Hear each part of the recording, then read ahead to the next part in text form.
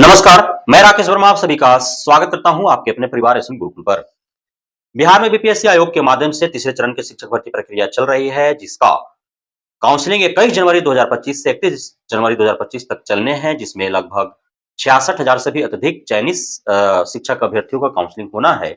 महज 11 दिनों के अंदर शिक्षा विभाग सभी चयनित 66,000 से अधिक शिक्षक अभ्यर्थियों का काउंसलिंग करा ही पाएगी सफलतापूर्वक। यह कह पाना मुश्किल है, क्योंकि क्षमता परीक्षा फेज 1 का जिस प्रकार से काउंसलिंग हुआ है, उसी तर्ज पर टीआई 3.0 के चयनित अभ्यर्थियों का भी काउंसलिंग होना है। तो लाजिमी सी बात है कि जब उतने संजीदगी से, उतना गंभीरपूर्वक सरसरी निगाहों से प्रत्येक डॉक्यूमेंट्स का बिंदुवार जांच होगा और कई स्तर से अभ्यर्थियों को गुजरना पड़ेगा, तो समय अत्यधिक लगेंगे और 11 दिनों में 66,000 चयनित शिक्षक अभ्यर्थियों का काउंसलिंग करा पा लेना यह मुश्किल सा दिखता है। बहरहाल देखना यह होगा कि किस प्रकार से शिक्षा विभाग 11 दिनों में 66,000 चयनित शिक्षक अभ्यर्थियों का काउंसलिंग करा पाएगी। यदि नहीं हो पाता है तो काउंसलिंग का तिथि विस्तारित किया जाएगा और सभी चयनित शिक्षक अभ्यर्थियों का काउंसलिंग कराया जाएगा।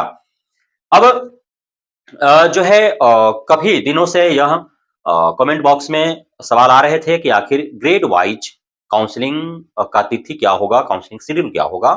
तो फिलहाल अभी विश्वस्त सूत्रों के हवाले से जो खबर निकल करके आई है, उसके अनुरूप, और यह संभावित है, इसमें बदलाव भी हो सकते हैं, क्योंकि आधिकारिक यह जो है शेड्यूल जारी नहीं किया गया। सूत्रों के हवाले से यह शेड्यूल के बारे में जानकारी प्राप्त हो रही है।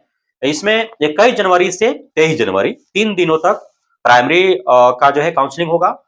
24 जनवरी से 27 जनवरी 4 दिनों तक 6 to 8 का काउंसलिंग होगा और 28 जनवरी से 31 जनवरी 4 दिनों तक 9 to 12 का काउंसलिंग होगा, ऐसा बताया जा रहा है। यह संभावित है, विश्वस्त सूत्रों के हवाले से खबर आई है, कोई आधिकारिक जानकारी नहीं है इस बाबत। जब तक कि शिक्षा विभाग शेड्यूल जारी नहीं करते आधिकारिक रूप से पत्र जारी करके, तब तक कह पाना मुश्किल है कि क्रिश गेट का काउंसलिंग कितने दिनों तक और कब से कब किस शेड्यूल में होंगे। हालांकि अभी यह भी कहा जा रहा है कि आज शाम से ही चयनित अभ्यर्थियों को उनके जो रजिस्टर्ड मोबाइल नंबर है उन पे मैसेज मिलना आरंभ हो जाएगा। साथ ही शिक्षा विभाग का जो ऑफिशियल वेबसाइट है उस पर भी शेड्यूल जो है जारी कर दिया जाएगा और किस अभ्यर्थी को किस तिथि के किस स्लॉट में काउंसलिंग होगा उसकी जानकारी उन्हें प्राप्त होने लगेगी और उसके अनुरूप उनको जाना पड़ेगा काउंसलिंग के लिए। मैंने जैसा कि आपको पहले भी अवगत करा चुका हूं कि इस बार का जो काउंसलिंग है टीआरई 1-2 से काफी अलग होने वाला है, जिसके लिए आपको सजग रहने की आवश्यकता है और सारे डॉक्यूमेंट्स आपको सही और त्रुटि रहित जो है वो ले लेने हैं। सभी डॉक्यूमेंट्स आपको परिपूर्ण तरीके से ले लेने हैं, फाइल में स्पष्टता से सजा लेने हैं। आपको वाटरमार्क वाला भी डॉक्यूमेंट्स ले लेना है, बिना वाटरमार्क का मूल प्रमाण पत्र और उनका छाया प्रति भी सेल्फ अटेस्टेड करके ले लेना है। अलग अलग फाइलों में सजा लेने हैं क्रमवार, जिस प्रकार से जो है आपने अपलोड कर रखा है, तो उस प्रकार से आपको सारे सजा लेने हैं।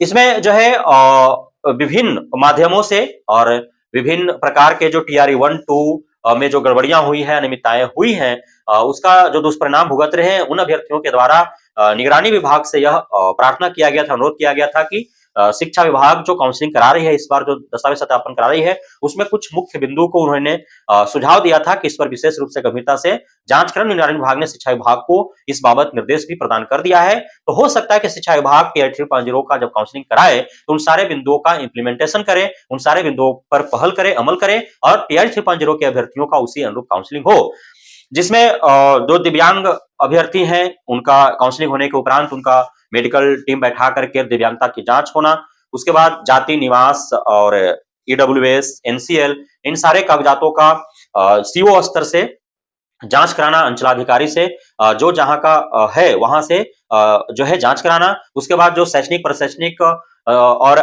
पात्रता संबंधी जो प्रमाण पत्र हैं वो जिस भी यूनिवर्सिटी बोर्ड से है वहां से उनका जांच कराना। साथ ही जो दिव्यांगता प्रमाण पत्र है उसका जो है सही है फर्जी है उसकी जांच कराना। साथ ही पुलिस वेरिफिकेशन करने का अनुरोध किया गया है कि चयनित अभ्यर्थियों का पुलिस वेरिफिकेशन हो ताकि उनका कैरेक्टर के बारे में पता चल सके, एवं आधार वेरिफिकेशन होना चाहिए और साथ ही जो फर्जी पाए जा रहे हैं उन पर कठोर कार्रवाई हो, दंडात्मक कार्रवाई हो, ताकि आगामी शिक्षक भर्ती में कोई फर्जीवाड़ा करने का सोचे भी नहीं, उनका स्वप्न में भी इस प्रकार से कोई योजना न बने कि वो आगामी शिक्षक भर्ती में फर्जीवाड़ा कर सके। तो इस प्रकार से कई बिंदुओं पर सुझाव दिया गया है निगरानी विभाग के द्वारा शिक्षा विभाग को कि इन पर अमल करे, तो हो सकता है कि इस पर अमल किया जाए। और साथ ही जो प्रक्रियाएं हैं वो क्षमता परीक्षा फेज 1 के दरमियान जो अपनाई गई थी, वो सारे प्रक्रियाएं टीआरई 3.0 के काउंसलिंग के दरमियान भी अपनाई जाएगी। कई चरणों से आपको गुजरना पड़ेगा।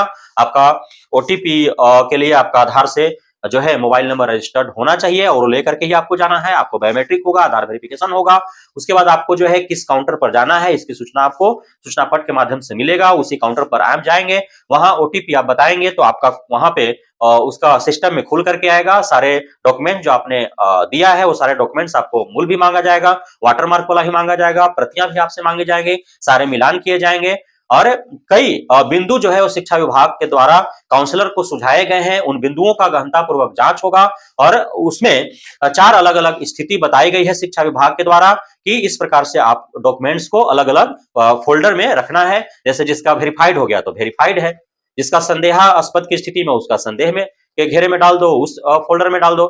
जिसका मूल प्रमाण पत्र नहीं है उसमें डाल दो, जिसका बायोमेट्रिक नहीं हो पाया उसमें डाल दो। इस प्रकार से अलग-अलग जो है कैटेगरी बांट दिया गया है और इसमें जिनको संदेह के घेरे में डाल दिया जाएगा, होल्ड कर दिया जाएगा, मूल प्रमाण पत्र जिनके पास नहीं होगा, बायोमेट्रिक नहीं मिलेगा, आधार वेरिफिकेशन नहीं मिलेगा, ओटीपी नहीं आएगा, तो उनका जो है काउंसलिंग दोबारा से द्वितीय दौर में होगा और इस प्रकार से लंबा समय लगने वाला है। मुझे जहां तक उम्मीद है कि जनवरी जो है लास्ट में इसका शुरुआत की जा रही है, तो फरवरी जो है पूरा माह बीत जाने की उम्मीद है और फरवरी मार्च तक जो है टीआरई 3.0 की सारी प्रक्रियाओं को संपन्न कराने में समय बीत सकता है। तो अभी 2 माह आपको इंतजार करना पड़ेगा। 2 माह तक अभी टीआरई 3.0 की प्रक्रियाएं चलेंगी और उसके बाद ही 4.0 का जो है विज्ञप्ति जारी किया जाएगा। तो अभी लंबा समय है, इंतजार करें और काउंसलिंग के लिए आप लोग कमर कस ले। बहुत बहुत धन्यवाद आप सभी साथियों का हमारे साथ जुड़े रहने के लिए, बने रहने के लिए, प्यार देने के लिए, भरोसा बनाए रखने के लिए।